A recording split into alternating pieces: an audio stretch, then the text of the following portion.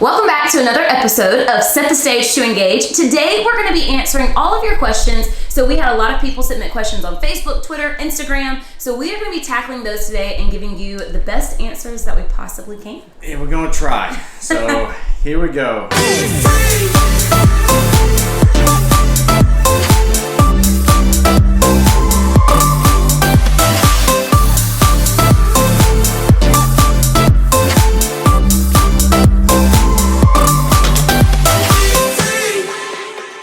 First question comes from Ashley on Instagram.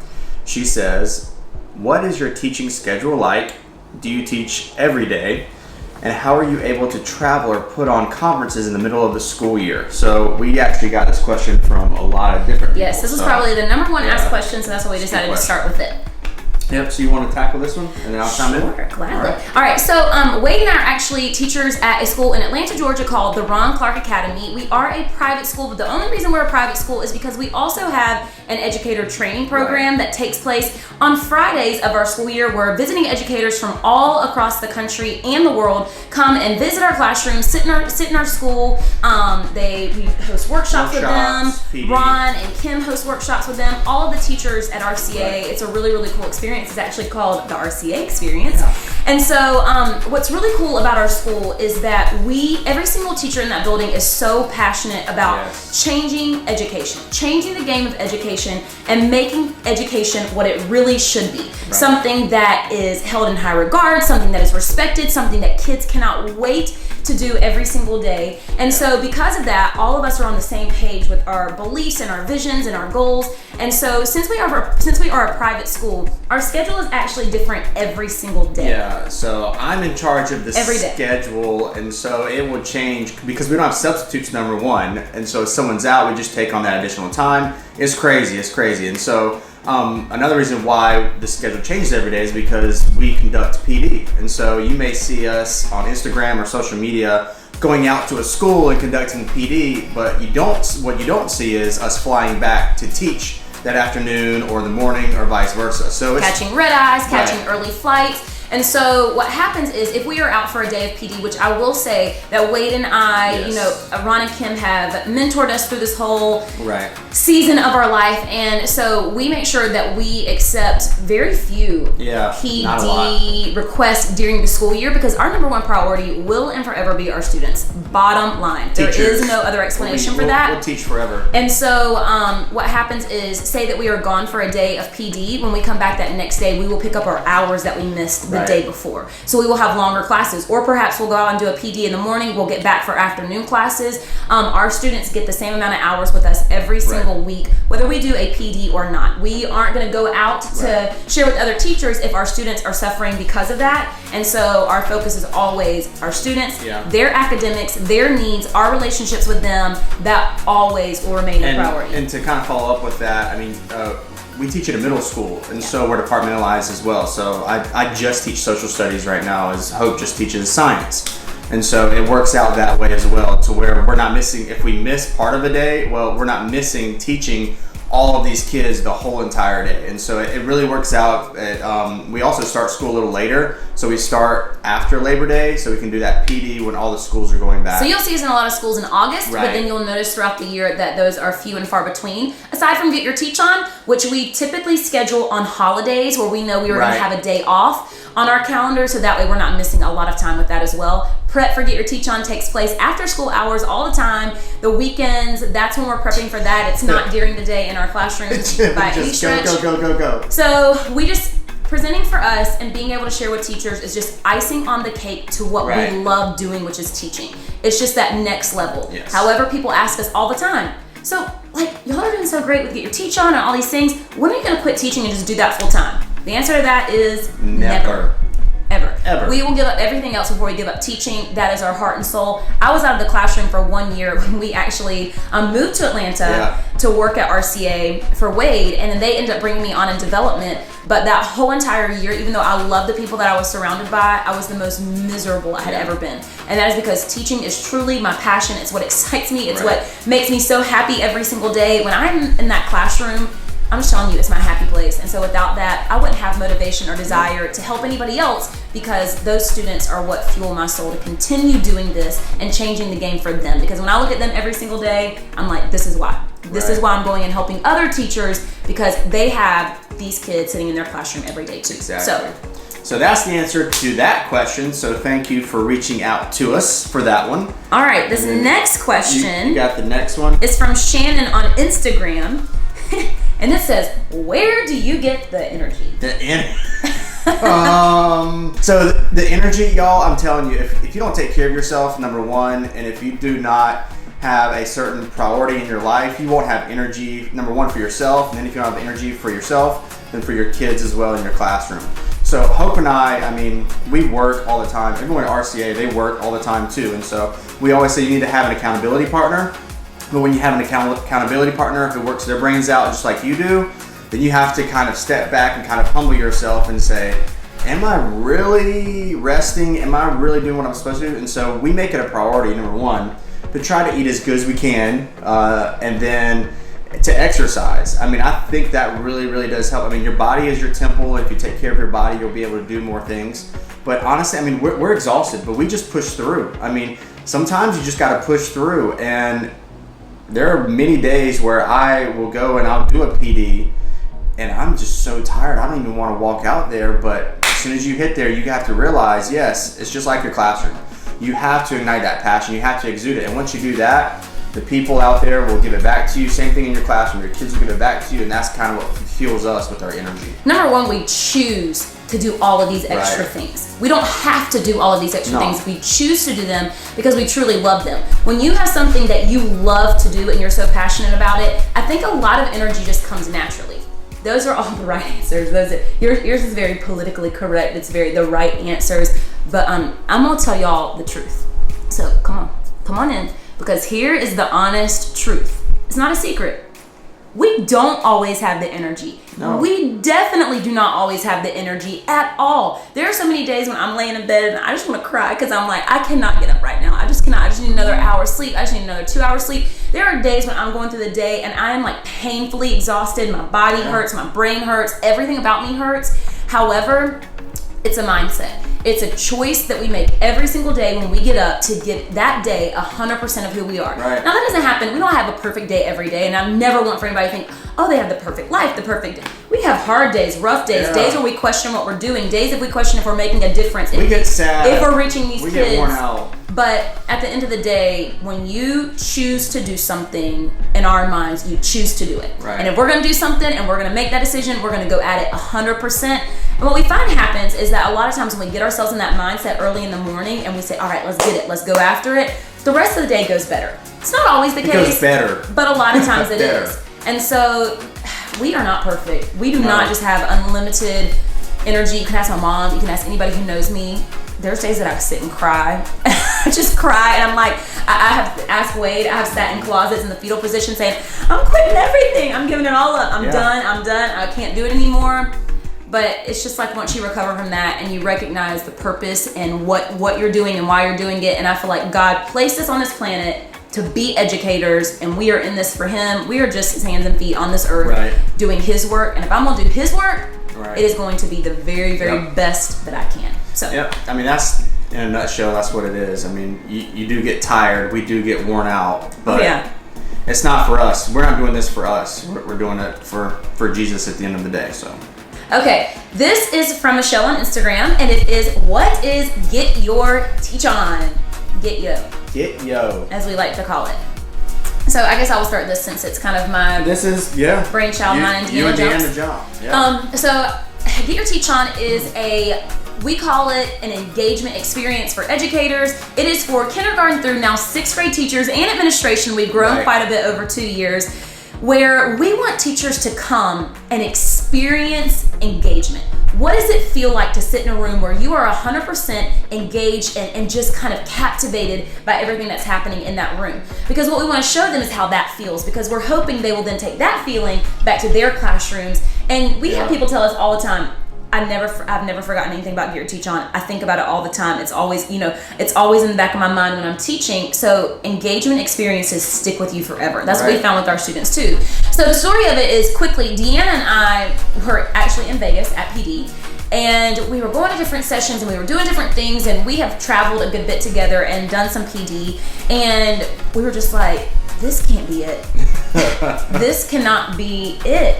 And we said, what can we do to really show educators, not just preach engagement, not just show up to conference and say, oh, you should engage your students, but to show them what that actually feels like, what emotions are tied to that. And so we, over that time in Vegas, I don't know if it was the sun, I don't know what it was, but we said, we've got to fix this. We've got to do something about it. And so we decided to start Get Your Teach On. It started off as a kindergarten and first grade, second and third grade conference. Our very first one was in Orlando. I think we had 150 people, and it has just grown. We have built a team of educators who are on fire for teaching. They're passionate about their jobs. They love kids. They build relationships like none other. And they're really masters in what they teach and what they are do. Experts in totally different areas than what we are. And so that's what's really cool. We say it's contagious, and I think that's what's happened with Get Your Teach On, is that passion that all of our presenters and our team exudes has just caught fire.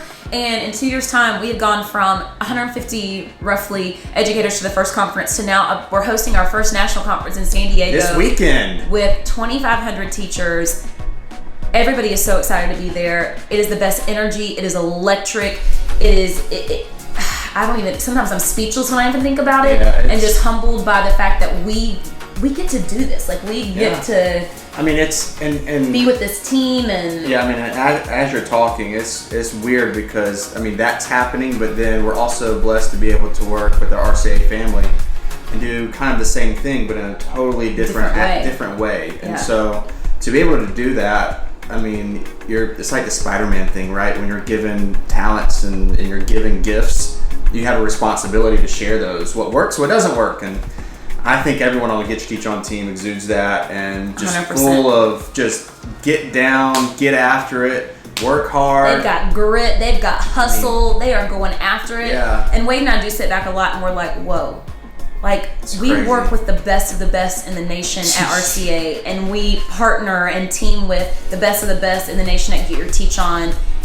That's where a lot of our energy comes from too, to be honest with you. It's scary. Yeah, it's scary. Like, it's literally scary because you think about it and you're like, who am I to be part of this team? Yeah. And that just makes you amp up your game. We're both competitors with each other and with ourselves. Healthy, but competitive. And so it really challenges us to just push ourselves and push us past our limits. And I think that's what we want teachers to start doing too. Don't be scared to step out of the box. Don't feel comfortable with not failing. It's okay to fail, and that's what we share at the conference too. Everything there.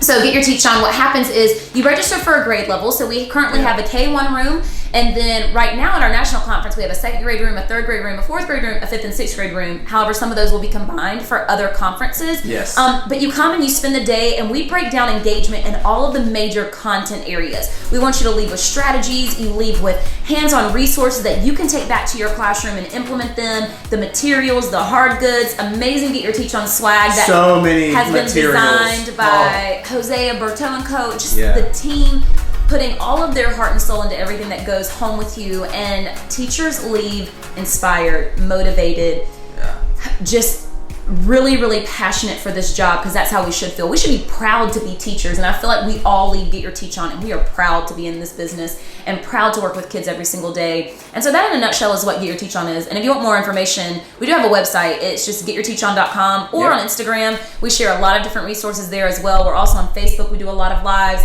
And so if you're interested in joining us for a conference, definitely look that up. I'm telling you, come and learn from these amazing educators, because I sit in their sessions and I am like soaking it up. I'm not a note taker. I'm more of I want to experience it. I want to be in the moment. We learn from everyone. And then I reflect and think of what I want to implement. But we sit there and I just soak all of the goodness up, because it is some good stuff, really good stuff. How can a typical teacher afford to do these classroom transformations? Do you incorporate the shenanigans into each lesson every day? So that's the question from there. So Hope's been doing room transformations forever, and she started out probably just like with 1 or 2, maybe even. Oh my gosh. Maybe just even 1 a year. A room transformation for me when I first began was tablecloths and sound effects. I mean, honestly, that was it. That's all that I did. And I'm telling you what, though, I tell people this all the time. Now, of course, mine are elaborate. Listen, y'all, I love this. I'll ask him. I love doing room transformations. I don't know why. She does. I mean, some people love to draw. Some people love to play music. Some people love to go to the movies. She loves to transform the classroom. I'm such a weirdo. And so, I don't even know why. I love it. So that is why I make them so elaborate. You don't have to do that. Yeah. I never want for people to think that's what you have to do to engage your kids. I do that because I love it. Yeah. I enjoy every single second of it. Is it frustrating sometimes? Yes, but I love it. And what happens is that when I love something that much, I cannot wait to get in that classroom the next day. I cannot wait to teach, and that exudes in my lesson. And so it pours out onto the kids, and they get excited because she's excited, and they just build. I mean, But a room transformation can be a tablecloth and sound effects in the background, and you in a costume. It does not have to be anything elaborate. I'm telling you, try it one time, and your kids will be like, "What? What is even happening? Oh my gosh! Oh my gosh!" Yeah. It makes the biggest difference. But you don't have to do a room transformation. You can play music. You can tell stories. You can tell jokes. You can build positive relationships with your kids. You know, in many different ways. And so, really, room transformations are all about what you make them. And it doesn't have to be expensive. I mean, if you do use materials, we just recommend just save what you can. Like, reuse them for other room transformations. Get creative. Ask your community to donate things. Ask a hospital to donate masks and hats. And ask people. Just ask. What's the worst they're going to say? No. I do want to share what Kayleen Ellis did at her school. So we have a really good friend who is a principal at a middle school, Fertitta Middle School, and her name is Kayleen Ellis. She's amazing. She was in our book because we just were like, this was genius. We actually went to visit her school to do some filming, and when we were there, she's like, oh my gosh, I've got to show y'all something. And so we were so excited. And what she did is she took us to a space in her school. Now, I know that everybody doesn't have empty classrooms, but she happened to have 4 empty classrooms. And so what she did is she went down to those classrooms and she got a team of people, and they did a room transformation in all 4 of those classrooms. Then different ones. Like they had Jurassic World, Alice in Wonderland. I can't remember what else they had, but they had a lot of really cool ones. And so what happened is the very beginning of school, to pump her teachers up, she brought them down there and she taught lessons and how you could use the environment to really get your kids engaged with certain concepts. And then it was like a computer lab or like a room of resources where they could sign up and they could go teach their class there. And I just thought that was the coolest thing, because what if as a school you all pitched in, you did different ones each quarter? That would be so cool. I mean, that's a great way to do it, to work as a team, to pitch in. You don't have to, afford the cost all on your own, or even as a grade level team. Partner up with each other. I mean, 2 teacher salaries is better than 1. And so that's what we do. I mean, we've always partnered up together. Even if it wasn't something that I was gung-ho about, if she was excited about it, the kids were excited about it, it's worth it. So the next one is Allie T on Instagram. Where do you begin with classroom transformations and making sure the content is still rigorous for students? All right, so what I love to do is actually both of us, we pick our most challenging content or our most boring content, and we look at that and we say, how can we turn this into something that's totally different for these kids so they can be excited about the delivery for whatever it is. Hope often says, if you're teaching about the solar system, because that's what we do in science, outer space or whatever it may be, you don't have to do a lot, right? So you can put some pictures up, show some videos, the kids are all up in it. But if you have to teach about, I don't know. Oh my gosh, like Greek and Latin roots, vocabulary. Anything like that. I mean, those are some people may be excited about it, but most people aren't. And so those are the times that we're like, we really have to dive in and figure out how can we connect those standards to something the kids are interested in. So it all depends on what your cup of tea is. Sometimes I like to look at my interests, like Power Rangers or superheroes or something like that. Luckily, the kids love superheroes. We teach middle school, it's fine, and they love it. So I look at that and then I say, okay, how can I adapt this content and all of this? Because I'm not just going to do a room transformation for 1 or 2 standards. I'm going to hit so many different standards in different ways and integrate different content areas so I can deliver it with an engaging way. So for example, if I'm teaching about World War II, I may use a Captain America lesson because that's all Captain America was about during World War II. I may adapt that and make it work for the kids. So that's kind of where I start. Hope maybe starts at a little different area, but we're different teachers. I think my tip for you is this. Don't focus so much on the room transformation at the very beginning. Like I said, my room transformation started off with tablecloths and sound effects, and I wanted to get really solid content. Then once I tried that, the next year I was like, oh, I can add this. And the next year I was like, oh, I can add this. I think that people, it's just like a get rich quick scheme. You know, and when you like are in college, everybody thinks they're gonna get rich quick, and it never happens for any of them ever. It takes time. With anything, it takes time. It does, and I think the same thing is happening with student engagement. It's not an engagement with students quick. Right. Like it's a learning process. It's a learning curve. It's trying things out. It's testing things. It's improving upon them every single year. And as Wade mentioned, we've been doing this now for 11 years. And so, do we start off like this? No, we still fail every single day. We still mess up all the time. But we're constantly learning. We're constantly evolving and growing. And I think that's the step that people miss. Yeah. The growing and the evolving. And they just want to hop from point A to point B without really, trying things out and just giving themselves a little, slack. It's okay to not be perfect. It's okay to not have something elaborate. Focus on your kids, what they need to learn, and how you're going to teach them in a way that is going to excite them. It doesn't have to be crazy. And another thing is, your kid's going to be excited probably either way. Just because you're doing something different. They're not going to know what a great room transformation looks like. They're just going to know my teacher is busting his or her butt to teach me this content, and that's how our kids perceive us. We fail all the time. And if something goes awry or it doesn't work, they're like, oh, okay, they adapt to it. And so it's just one of those things where it just shows building relationships and being important and showing how important your kids really are. And our kids love it. So it's okay if you fail. So here's the next one from Sheila. Do you reuse room transformations year to year or reinvent them? Oh, yes, I reuse them. That's a lot of work. And that's the only way that you can. Now, sometimes I've done them and I'm like, okay, that was a disaster. I'm not doing that again, or at least not doing it for a while. I've got to really rethink it. We definitely reuse them. However, we constantly are pushing ourselves too, and we're taking things that we're like, oh wait, I heard the kids talking about this at lunch. What if I did something with this in the lesson? They're gonna go crazy. So, plus I don't want to just be in the same, rut and mode of doing the same thing year after year. Yeah. I like things being different. So we definitely reuse them, and just because we do invest money into them, but we also we create new ones every single year based on our kids' interests or things that are up and coming or things that are happening in pop culture or whatever it may be that we think we can tie into content. I did a Wakanda lesson this year. Yeah, it was amazing. The whole entire school did it. It was incredible. All right, so our next question comes from Miss Lagasse on Instagram.